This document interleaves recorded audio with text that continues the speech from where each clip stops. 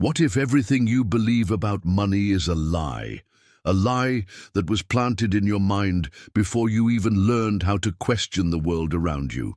What if I told you that the brainwaves you experienced as a child shaped not just how you earn or spend money, but also how you block it from coming into your life? We're deeply wired to think about money in a very specific way. Everything around us, your family, your phone, your street, your past experiences, even your hopes for the future, is connected to a neural network in your brain. It acts like a mirror of your environment, reflecting every moment you've lived.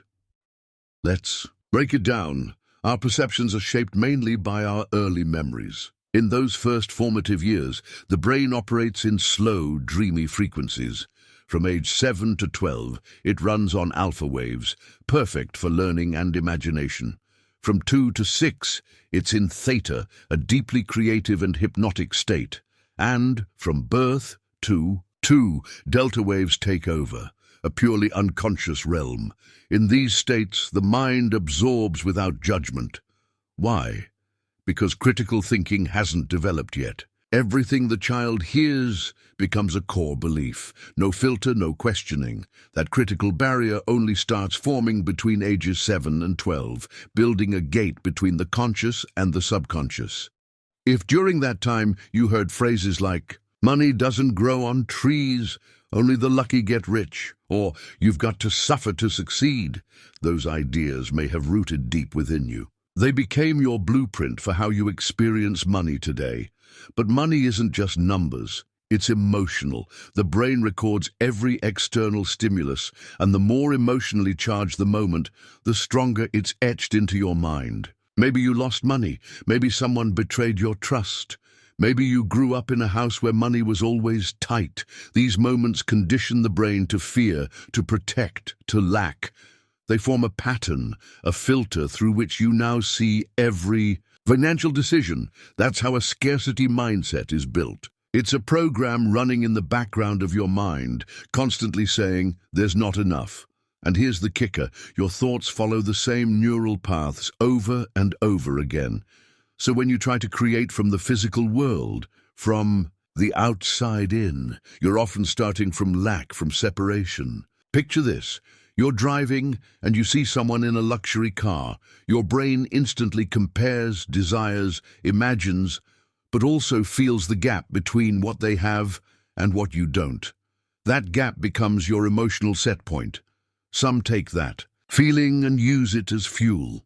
They build a plan, grow skills, push forward. Others feel it as failure. And even when they get what they want, it's never enough. Why? Because they're chasing wholeness in things that can't deliver it. This is the trap of emotional dependence, the belief that success brings power, that money brings peace, that love brings happiness, that healing brings gratitude, that external change will finally bring fulfillment. But quantum science flips that completely. It's not the event that brings the feeling, it's the feeling that brings the event. When you feel gratitude, healing appears. When you feel whole, abundance arrives. When you feel powerful, success lines up. When you fall in love with life itself, love flows to you. When you stand in awe of the universe, miracles unfold. This is living as the cause, not the effect. The real question is, how do you create from abundance, not from lack, using the quantum field beyond the limits of time and space? First, understand the basics. The quantum field is an invisible realm of energy. It's not physical, but it's very real. Science has proven its existence. It's a web of frequencies connecting all things. When you stop focusing on your body, your problems, your to-do list, your phone screen, you begin to enter that space. Do it well, and you become nobody, nothing, nowhere, in no time. You dissolve the ego. You let go of your old self. And in that moment, if your thoughts and emotions are aligned, your brain sends out a powerful, coherent signal into the quantum field. The stronger the coherence, the louder your message. But stress interrupts that signal. Fear of failure, fear of losing control. It activates your survival brain. You drop into high beta waves, a hyper-alert state. The body is on edge, the mind is scattered. You start to think only from the outside in. That danger could be a literal lion, or it could be a late bill or a toxic job. Either way, your brain goes into control mode. You try to manage people, plans, outcomes, thoughts race. Your brain becomes a storm of disconnected signals, and when the brain is incoherent, your energy becomes chaotic. That's when we get stuck in overthinking, worrying, and second-guessing. But there's another path, one of expansion. Focus on space, not stuff. Feel more, think less. As you do, brainwaves slow down. They become harmonious. Different parts of the brain start to synchronize. When the brain is in rhythm, it broadcasts a strong, clear signal. That's when the magic happens. You're no longer reacting to the world. You're creating with energy. And now, you've collapsed time. The gap between your desire and reality gets smaller because your frequency matches the future you want. Here's the key. The body must feel it now. In the quantum, change begins on the inside. Elevate your energy, and the outside begins to catch up. And don't forget the heart. The heart produces the strongest electromagnetic field in your body. It pulls reality toward you. The longer you stay in that high-energy state, the faster things manifest. You'll notice synchronicities, those meaningful coincidences. And when they happen, ask yourself, what was I feeling before this showed up?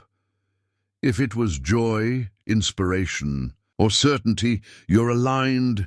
Synchronicities are the universe's way of winking at you. The trick is to keep returning to that state every single day. Combine a sharp intention, a coherent brain, and an elevated heart, and the results are exponential. Want a practical step? Visualize your future self for 10 minutes a day. But don't. Just picture it, feel it. Studies show that this rewires neural pathways. Your brain starts acting like the dream is already real. So how do you truly change? Stop waiting for proof. Stop waiting for the money, the partner, the miracle. Feel as if it's already here. The quantum field doesn't respond to hope. It responds to energy. Want abundance. Act abundant. Want love. Be loving. Don't say, I'll feel grateful when it happens. Say, because I feel grateful, it's already happening. That shift is quantum. You've flipped the script. You're no longer chasing. You're attracting. But here's the challenge. Hold that energy when life tests you, when the bank balance is low, when someone doubts you, when fear creeps in. That's when most people revert to the old self. But if you can stay aligned, even when reality looks the same, that's when the breakthrough happens. Your inner world must become more real than the outer one. Reality reflects your state of being. You don't attract what you want. You attract what you are. So here's your mission. Let go of the past. If your mind is recycling the old story, your future can't change. Practice gratitude before the result. Trick your brain into believing it's already done. Live your new identity every day. Walk, talk, feel like that version. The body might resist, the mind might doubt, but with 21 days of repetition, your nervous system rewires. The unfamiliar becomes familiar. That's when life gets magical. Doors open, people show up, luck finds you. Not because you chased, but because you aligned. You tuned into a higher frequency. You didn't beg for change, you became it. Want. A bonus tool. Meditate 15 minutes a day, focusing on the energy of your heart. Research shows this amplifies your personal magnetic field and speeds up manifestations. You don't have to wait anymore. Abundance isn't coming. It's already here. And the universe is listening to your frequency.